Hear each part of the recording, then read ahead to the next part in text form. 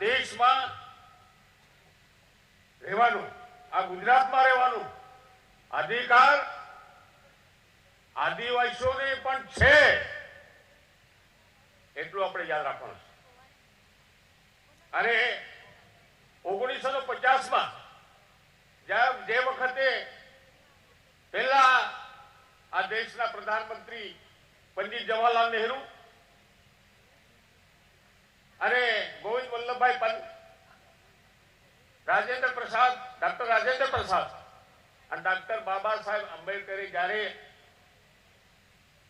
આ બંધારણ લખ્યું ત્યારે આ આપણા આદિવાસી સમાજના કોઈ બી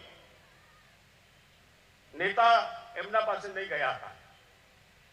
પરંતુ કોંગ્રેસનો પહેલાથી આ વિચાર છે કે આ દેશમાં આદિવાસીઓ છે, જંગલમાં રહે છે, અશિક્ષિત છે, એમનું શિક્ષણ નથી, એના માટે 10 વર્ષનું તમને રિઝર્વેશન આપ્યું.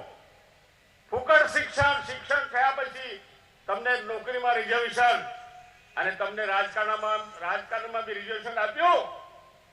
એટલે સ્વર્ગીય અમરસિંહભાઈ ચૌધરી જેવા મુખ્યમંત્રી ગુજરાત પ્રદેશના થયા. આજે અમે જે અહીંયા આદિવાસીઓ બધા,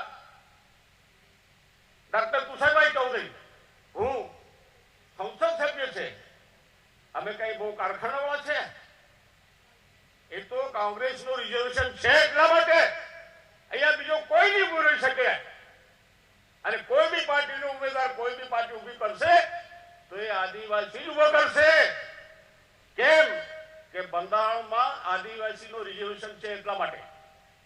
એ આપણે ખાસ ધ્યાનમાં રાખવાનું છે. બધા આદિવાસી ભાઈઓ અને બહેનોને મારી એ વિનંતી છે કે આપણા મગજમાં આટલું મિલાય કે કોંગ્રેસને આપણે રિઝર્વેશન આપે છે એટલે રાજકારણમાં સમાજ